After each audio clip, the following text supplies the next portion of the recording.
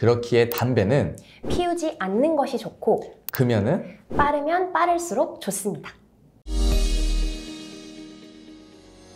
오늘은 폐암의 종류와 치료법, 수술 후 관리법에 대해 알아볼 텐데요. 아직 폐암 1, 2편을 못 보셨다면 우측 상단의 링크도 참고하시면 좋겠습니다. 자, 그럼 바로 시작해 볼까요?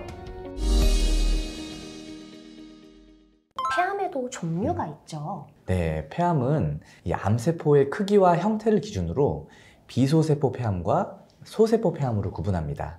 폐암 가운데서 사실 대부분을 차지하고 있는 건 비소세포 폐암인데요. 이 비소세포 폐암은 다시 편편상피세포, 선암, 대세포암 등으로 나뉘어집니다. 20%를 차지하고 있는 소세포 폐암은 전반적으로 악성도가 높아서 발견 당시에 이미 림프관이나 혈관을 통해 다른 장기 혹은 종격동으로 전이되어 있는 경우가 많습니다. 폐암의 병기는 무엇을 기준으로 구분을 하고 이게 도대체 왜 중요할까요? 가장 중요한 이유는 치료 방법이 달라지기 때문입니다. 비소세포 폐암은 T, N, M 분류법으로 병기를 정하게 되는데요.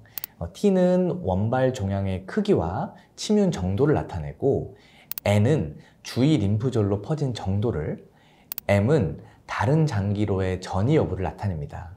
이들 세 요소를 조합하여 비소세포 폐암의 병기를 1기에서 4기까지 구분하게 됩니다. 반면 소세포 폐암은 성장 속도가 훨씬 빨라 조기에 전이되는 경향이 있어 제한성 병기와 확장성 병기로만 나누게 되는 거죠. 먼저 비소세포 폐암은 수술 치료가 주로 시행됩니다. 수술 치료는 암이 발생한 부위를 절제하는 방법으로 수술이 가능한 비소세포 폐암 환자의 경우 5년 생존율이 50% 이상으로 높습니다. 하지만 몸이 수술을 견뎌내기 힘든 만큼 안 좋은 상태인 경우에는 방사선 치료로 대체하기도 합니다. 수술로 폐암을 절제한 2기 또는 3기 초 폐암의 경우는 보조 항암요법을 시행하기도 합니다. 이 소세포 폐암은 비소세포 폐암과는 달리 빠르게 자라고 전신으로 퍼져나가는 특징이 있기 때문에 제한기에 발견됐다 하더라도 신체 곳곳에 미세 전이가 되어 있을 가능성이 매우 높습니다. 그래서 제한기에는 항암화학, 방사선 치료를 병행해서 치료를 하고요. 확장기에는 주로 항암화학요법을 진행하게 됩니다. 이미 규칙적이고 균형적인 식사를 하고 계시다면 식생활을 크게 변화시킬 필요는 없습니다. 그럼에도 몇 가지를 짚어드리자면 일단 수술 전에는 몸의 저항력을 기르기 위해 가급적 단백질 섭취를 늘리는 게 좋습니다. 수술 후에도 일반 식단으로 식사는 하시되 일시적으로 식욕이 감퇴하고 소화 기능이 떨어질 수 있기 때문에 과식은 삼가시는 것이 좋겠습니다. 네. 환자분들 중에 이런 질문을 많이 하는데 걱정이 된다고 고기 먹으면 뭐 안 좋아진다 이런 얘기를 들으셨나 봐요. 고기는 먹어도 되나요? 네, 많이 걱정들 하시는데요. 암 치료를 받고 계실 땐 체력 보충이 무엇보다도 중요합니다. 고기를 좋아하는 분이시라면 드셔도 됩니다. 다만 동물성 단백질은 고온 조리를 하거나 직화 조리를 했을 때는 발암 물질이 발생할 수 있기 때문에 삶거나 데쳐 먹는 것이 좋습니다. 또한 붉은 육류나 가공 육류는 다량 섭취한 인구군에서 추적 관찰을 했을 때 20%가량 폐암 발병률이 높아진 연구가 있기 때문에 가능하다면 닭이나 오리, 생선을 드시는 것이 좋겠습니다. 수술 후에 부작용이나 증상을 완화할 수 있는 혹시 한의학적인 방법도 있을까요? 네, 한의학적으로는 부정거사의 방식으로 암 치료에 접근합니다. 부정은 네. 몸의 전기를 기른다는 뜻이고요. 네. 거사는 몸의 사기를 제거한다는 뜻입니다. 여기서 전기는 몸의 면역력과 기초체력, 사기는 암이 되겠습니다.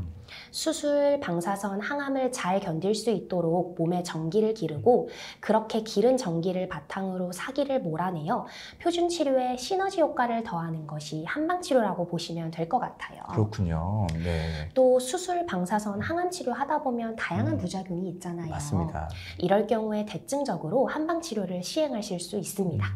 전신 세약감이나 식욕부진을 치료해주는 한약도 있고요.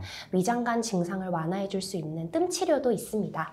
또한 말초신경 손상을 회복시켜줄 수 있는 침 치료를 통해서 환자분들이 힘든 치료를 잘 견딜 수 있도록 도와드립니다. 한의학에서 정말 도와줄 수 있는 부분이 많네요. 그렇다면 회복기에 폐암이나 폐질환 환자에게 좋은 그런 한약재가 따로 있을까요? 일단 한약 얘기를 하기 전에 한약은 전문가와 상의 후 처방받은 것이 좋겠다는 말씀을 드리겠습니다. 네. 폐에 좋은 한약재로는요, 여러분들이 정말 잘 아시는 바로 도라지, 약재명으로는 길경이 있습니다. 네. 폐암세포의 증식을 억제시킬 수 있다는 논문 자료도 있고요. 또한 옛날 동의보감에서 길경은 숨이 가쁜 것을 치료해주고 온갖 기를 내려주고 목구멍이 아픈 것과 가슴과 옆구리가 아픈 것을 치료해준다고도 쓰여 있습니다. 평소에 말린 도라지를 약불에서 20-30분 정도 끓이신다면 폐에 좋은 한방차로도 드실 수 있습니다. 계속 강조해도 부족하지 않은 바로 금연입니다. 그렇기 때문에 금연은 필수고 오랫동안 담배를 피워왔다면 매년 검진을 받기를 권합니다. 폐암의 발생 가능성은 담배를 피운 양과 기간에 비례해 증가하고 담배를 끊은 이후에도 위험 감소 속도 또한 느려집니다. 그렇기에 담배는 피우지 않는 것이 좋고 금연은 빠르면 빠를수록 좋습니다. 폐암은 무서운 질환이지만 조기 발견과 치료를 통해 완치가 가능한 질환이기도 합니다. 검진과 금연 등 건강한 생활 습관을 잘 지켜나가시면 좋겠습니다. 더 궁금한 점은 댓글로 남겨주세요. 유튜브를 촬영하면서 더욱더 책임감을 느낍니다. 이 마음 그대로 더 정성껏 진료하겠습니다. 감사합니다.